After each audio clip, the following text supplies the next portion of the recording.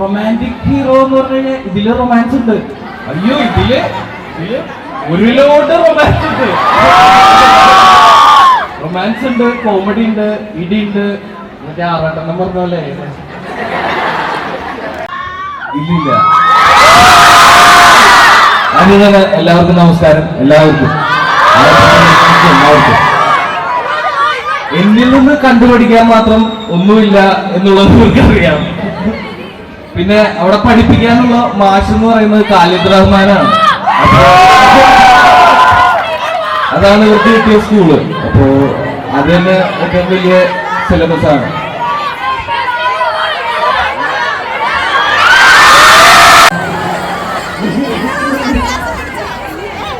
എല്ലാവരെയും കണ്ടതിൽ ഒത്തിരി സന്തോഷം.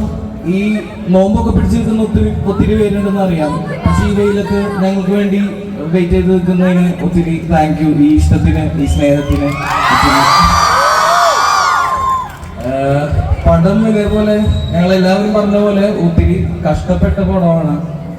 ആദ്യമായിട്ടാണ് ഇത്രയും നാള് ഒരു പടത്തിന് വേണ്ടി സ്പെൻഡ് ചെയ്യുന്നത്. സമയം ഒരു 5-8 മാസത്തോളം ഞങ്ങൾ ഈ പടത്തിന്റെ പ്രിപ്പറേഷൻ ആയിട്ടുണ്ടായിരുന്നു. അതല്ലാതെ ഷൂട്ടായിട്ട്. അപ്പോൾ ഏകദേശം ഒരു വർഷത്തോളം ഒരു പ്രൊജക്റ്റിന് വേണ്ടി ആദ്യമായിട്ടാണ് ഞാൻ സ്പെൻഡ് ചെയ്യുന്നത്. അപ്പോൾ അതിന്റെ റിസൾട്ട് ഈ പടത്തിലുണ്ടെന്നാണ് ഞങ്ങളുടെ എല്ലാവരുടെയും പ്രതീക്ഷ.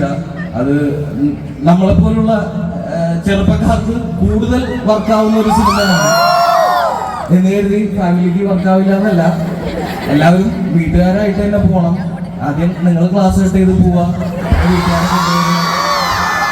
പടം ഞങ്ങൾക്ക് കപ്പടിച്ച് തരണം നിങ്ങൾ എല്ലാവരും ചേർന്ന്. ഇതാണ് എനിക്ക് പറയാനുള്ളത്. അതിന്റെ കണ്ടന്റുകൾ വഴിക്ക് വഴിയായി വന്നുകൊണ്ടിരിക്കും. ട്രെയിലറായിട്ടും സോങ് ആയിട്ടും. ഈ സോങ് ഇഷ്ടമായോ എല്ലാവർക്കും? അടിപൊളി. കുറച്ചധികം അല്ലേ? അപ്പോ എല്ലാവരെയും കണ്ടതിൽ ഒത്തിരി സന്തോഷം. Thank you guys. Thank you so much.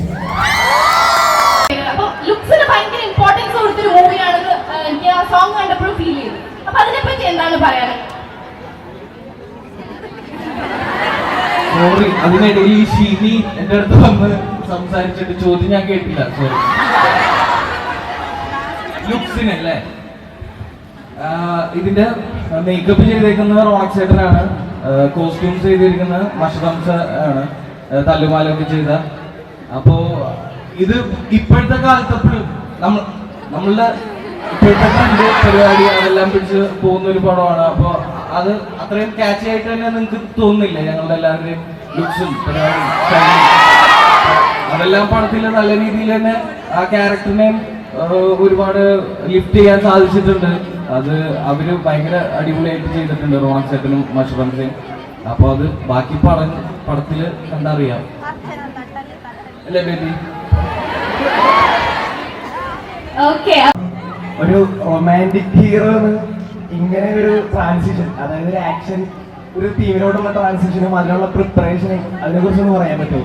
ആ ബോഡി ബിൽഡിങ് സംഭവമൊക്കെ അതിന്റെ ബോഡി ബിൽഡിങ് ഞാൻ ഇത്രയും സമയത്ത് അത് ഞാൻ പോലും അറിയാതെ അതിന്റെ പാർട്ടായിട്ട് വന്നതാണ്. എന്താന്ന് വെച്ച് കഴിഞ്ഞാല് വർക്ക്ഔട്ട് റെഗുലർ ആയിട്ട് ചെയ്യുന്നുണ്ടായിരുന്നു, ഡയറ്റ് ഫോളോ ചെയ്യുന്നുണ്ടായിരുന്നു.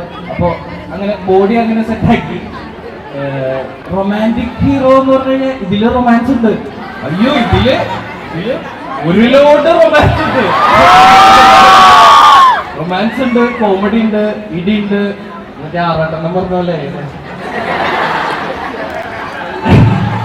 അപ്പൊ എങ്ങനെയാ, റൊമാൻസ് ആണോ ഇടിയാണോ കൂടുതൽ? ഇത് തീർച്ചയായിട്ടും ഇതൊരു ബോക്സിംഗ് പടമായതുകൊണ്ട് കോമ്പറ്റീഷന്റെ ഇതെല്ലാം നമ്മൾക്കൊരു ഗെയിം അല്ലെങ്കിൽ ബോക്സിംഗ് കോമ്പറ്റീഷൻ കണ്ടിരിക്കുന്ന അതേ ത്രില്ലോടുകൂടി തന്നെ കണ്ടിരിക്കാൻ പറ്റുന്ന ഒരു സിനിമയാണ്. അത് വളരെ ലൈറ്റ് ഹാർട്ടഡ് ആയിട്ട് കോമഡിയിൽ ഫൺ ബേസ് ആയിട്ട് പറഞ്ഞു പോയിരിക്കുന്ന ഒരു സിനിമയാണ്. അപ്പോൾ നിങ്ങൾ എന്തായാലും നിരാശപ്പെടുത്തില്ല. ഇടിയുണ്ട്. എങ്ങനെയായിരുന്നു നിങ്ങളൊക്കെ ശരിക്കും പദമെടുപ്പിച്ച പുള്ളി പണിയെടുപ്പിച്ചിട്ട്? തീർച്ചയായിട്ടും അതല്ലേ, എന്നെ ഇതുവരെ കാണാത്ത ലുക്കിലാണ് ഞാൻ വരുന്നത്.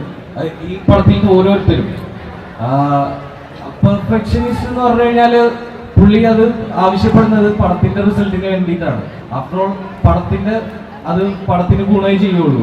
അപ്പോൾ ഞാൻ ഒത്തിരി ആഗ്രഹിച്ച ഒരു ഡയറക്ടറാണ് പുള്ളിക്കാരന്. ഞാൻ അങ്ങോട്ട് മെസ്സേജ് അയച്ചിട്ടൊക്കെ ഉണ്ട് തണ്ണീർമത്തം കഴിഞ്ഞിട്ട് എന്തെങ്കിലും ചാൻസ് ഉണ്ടെങ്കിൽ തന്നെയാണ്. അപ്പോൾ ഇതെനിക്ക് ഭയങ്കര, അതുകൊണ്ട് തന്നെ ഒത്തിരി സ്പെഷ്യൽ ആയിട്ടുള്ള ഒരു സിനിമയാണ്. പിന്നെ ഇതിന്റെ കഥ കേട്ട് കഴിഞ്ഞപ്പോൾ ഭയങ്കര, ഞാൻ ഇതുവരെ ചെയ്യാത്തൊരു കൈൻഡ് ഓഫ് ക്യാരക്ടറുമാണ്. എക്സൈറ്റ്മെന്റ് ഫാക്ടർ ഒത്തിരി ആയിരുന്നു. കാരണം ഇതുവരെ ഉള്ളതിലെല്ലാം ഒരു നാടൻ കുടി പയ്യൻ അല്ലെങ്കിൽ ആണ് ഇൻട്രോവേർട്ട് ആയിട്ടുള്ള, ഇത് നേരെ ഓപ്പോസിറ്റ് ആയിട്ടുള്ള ഇതേപോലെ ക്രൗഡിനിടയിൽ കൊണ്ടിട്ട് കഴിഞ്ഞാലും എനിക്ക് പോരുന്ന ഒരു തന്നെയാണ് ജോജോ ജോൺസൺ. അപ്പോൾ ബാക്കി നിങ്ങൾക്ക് എന്തെങ്കിലും പറയാനുണ്ടോ?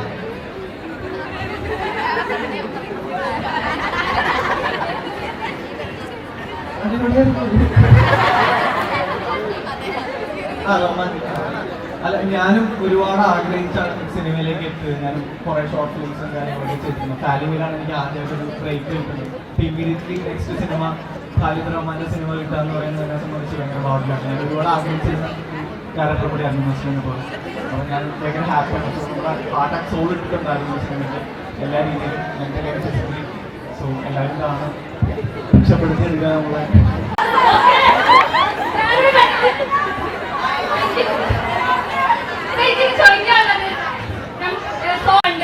അതില് രണ്ടാളും ഗേൾ ഫ്രണ്ട്സ് ആണോ അതോ ഒന്ന് ബെസ്റ്റിയും ഒന്ന് ഗേൾ ഫ്രണ്ടും ആണോ?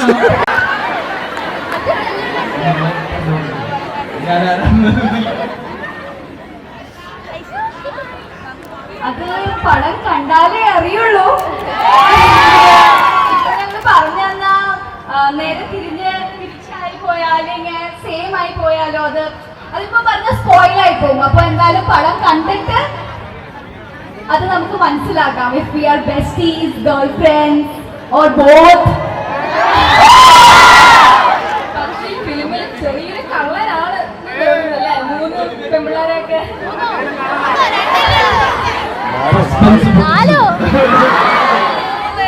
അല്ല, ഇതിലൊരു ഫീമെയിൽ ലീഡും കൂടിയുണ്ട്. ഇത് ഫുൾ ടീമായിട്ടില്ല ഞങ്ങള്. അനഘ കാതലിപ്പോ മമ്മൂക്കാട് പടത്തിൽ മമ്മൂക്കാട് മകളായിട്ട് അഭിനയിച്ച അനഘയുണ്ട് ഇതില്. പിന്നെ ലുക്മാൻ ഉണ്ട്, ഗണപതി ഉണ്ട്, ശിവ ഉണ്ട് അഭിനയിച്ച. ഇതൊരു ബാക്കി കോട്ടയം നസീർക്ക, അബു സലീംക, അങ്ങനെ ഒത്തിരി ഗ്യാങ് ഉണ്ട്. ചോദിച്ചത് മറ്റേ ബെസ്റ്റ് ആ സംഗതിയായിരുന്നു അല്ലേ? അത് ജോജോയ്ക്ക് എല്ലാവരോടും സ്നേഹമാണ്. എല്ലാവരും